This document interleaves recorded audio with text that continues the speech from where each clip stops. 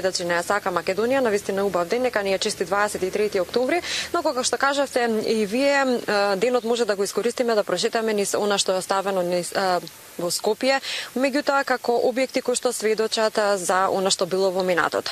Доколку погледнете низ нашето убаво Скопје, навистина постојат бројни културно-историски споменици кои што се од различен период и кои што ќе ви раскажат навистина многу за постоењето и настанокот секако на ова наше преубаво Скопје. Но заедно со Хаемус во недела 27 октомври ве каниме на една прекрасна прошетка низ отоманското наследство на Скопје, а секако за самата тура деталите ги дознаваме од Василка Димитровска, која што е директор на Хаемус. Добро утро, добро дојдовте во Сака Македонија. Добро утро, јас ја сакам Македонија, неко не може да станам толку рано. Добро утро на вас и на сите гледачи на утринската програма на Сител телевизија. Благодарам за убавата најава. Прекрасна најава затоа што станува збор за едно навистина прекрасно ништо, прошетка низ отоманското наследство на Скопје. Зашто станува збор? Како што веќе беше најавено на 27 октомври со почеток во 10 часот во организација на Центарот за научни истражувања и промоција на културата Хаемус од Скопје, чишто директор сум. Поздрав до членовите од тимот, ако некој гледа во Курано. Ќе организираме една тура која што е многу невообичаена за пазарот на културниот туризам, а тоа е едукативна прошетка низ отоманското наследство на Скопје. Ние и самите стоиме пред еден од објектите кои што ќе ги посетиме тој ден. Објект кој што веројатно сите луѓе го знаат, го користат како репер, како ориентир. Мустафа Пашината џамија е многу позната, не само во домашни, туку во светски размери. Меѓутоа, мислам дека многу малку знаат за нивното антрополошко и културно-историско значење. Се работи за една прилично интензивна тура, која што ќе трае околу 3-3,5 часа. За време на турата се посетуваат некаде околу 24 споменици. Се зборува исклучиво за отоманскиот период, значи од моментот кога Отоманската империја го освојува Скопје, тоа е зимата 1391-92 година, нема некој точен датум, и веднаш потоа буквално се инсталира на територијата на Македонија. И уште дури пред падот на Константинопол, веќе најголем дел од објектите кои што ќе ги посетиме за време на турата се изградени, и во средината на 15 век настаната е една чаршија, значи еден отворен маркет од ориентален тип кој што ги има неколку зачувани на Балканот. Тоа е старата скопска чаршија, каде што ќе биде исконцентрирана најголем дел од турата. Јас нема да го издадам итинерарот, нели, да остане така малку тајна за оние луѓе за кои што ќе дојдат тој ден. Упатувам голема благодарност до град Скопје кој што секој пат ни пружа логистичка поддршка. Инаку самиот проект за едукативните тури, бидејќи се неколку на Хаемус овој месец, е дел од проектот или програмата Дестинација Македонија за запознавање на нашето богато културно-историско наследство. Така, споменавте оваа џамија која што е за нас, односно Султан Мурадовата џамија, меѓутоа тука се Куршумлијан, Даут Пашина, Мамсулин, Безистинот во старата скопска чаршија, како и бројни други навистина културно-историски споменици кои што се уште се живи и се уште раскажуваат за еден период од нормално постоењето на нашето живењето на нашето Скопје, прекрасното наше Скопје.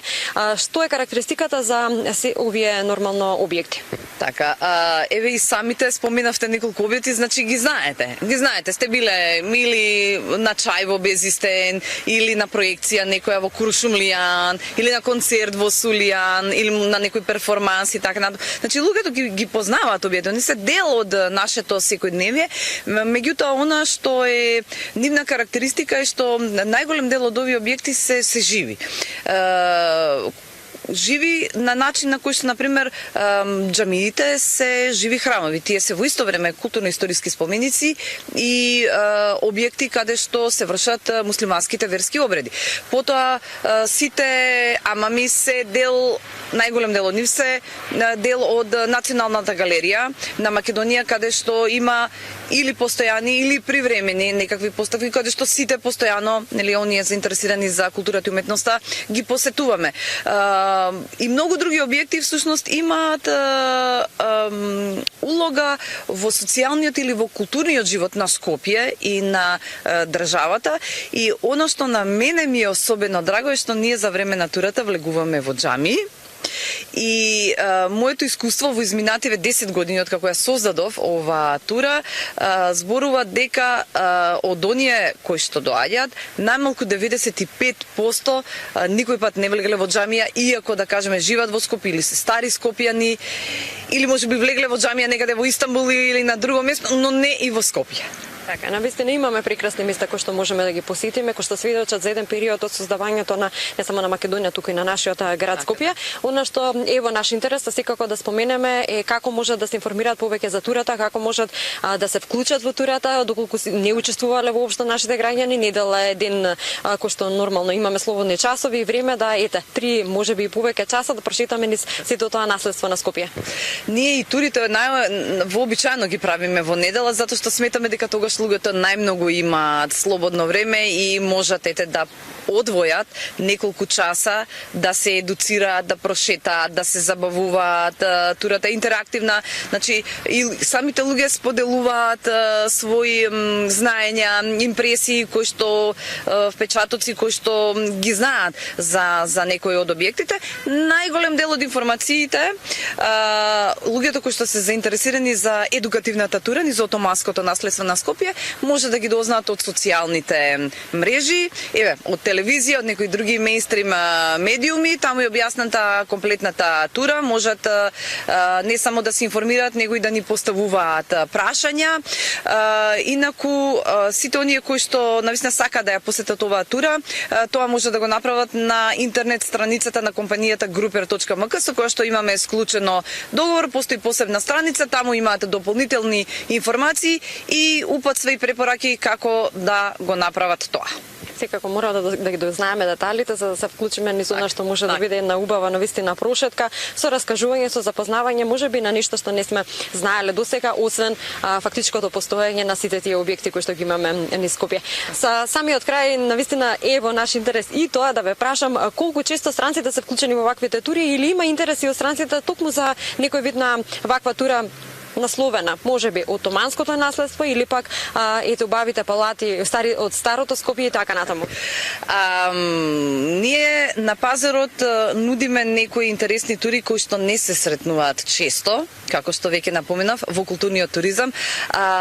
Тура низ палатите на старо Скопје, низ византиското наследство на Скопје, отоманското Скопје, бруталистичка тура, таа на англиски звучи малце посимпатично, cute brut Скопје тур и така натаму, бидејќи сите во Хајму сме професионалци од областа, од некоја област на нашето наследство и најголем дел од нас исто така имаме и лиценци за водење на туристички групи, што не прави навистина многу погодни, да кажеме, од некои други луѓе кои што се занимаваат со тој дел од туризмот. Па јас да ви кажам дека според моето лично искуство отоманското наследство секој пат предизвикува многу голем интерес, прво затоа што е еден именител кој што е познат во светски размери. Потоа византиското наследство исто така, со тоа што многу е полесно отоманското наследство, ние во сред Скопје византиското наследство е малку раштркано надвор од Скопје и тоа е тура која што трае цел ден. Меѓутоа нели не заостануваат ниту палатите на старо Скопје, вообичаената прошетка за запознавање на Скопје која почува од Кале, завршува кај меморијалниот музеј на Мајка Тереза. Се зависи од тоа луѓето од каде доаѓаат, кои се нивните интереси, кој е нивното знаење, нивниот економски, социјален статус, ниво на образование, познавање на културата, на уметноста. Многу работи имаат влијание врз тоа кој клиент каков тип на тура ќе одбере, но бидејќи јас работам 24 часа со културното наследство, сакам да зборувам, да пишувам, да и продуцирам многу што се однесува до ова тематика. Немам никаков проблем, нели, со било кој од овие сфери, но сепак ќе кажам дека најголем дел од туристите се сконцентрирани во старата Скопска чаршија, бидејќи после Охрид, кој што е дел од заштитата на УНЕСКО, мислам дека старата Скопска чаршија е туристичка зона број 1 во Македонија. Веселка, ти благодарам за овој разговор. Секако ќе ти посакам пред се да ве послужи денот, имате сончев и пријатен ден и бројни посетители на оваа тура. И јас ви благодарам на вас и на сите гледачи на Сител телевизија, им посакувам пријатен празник.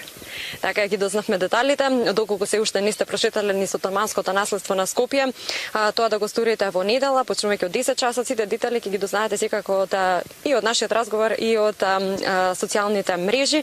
Меѓутоа, прошетајте низ историјата на Скопје, прошетајте низ историјата на Македонија, дознаете што се случувало низ оние денови во минатото во кој што живееме и ние денес. Датата одбележуваме како дата, меѓутоа денот во минатото значи навистина многу повеќе од она што ние го знаеме.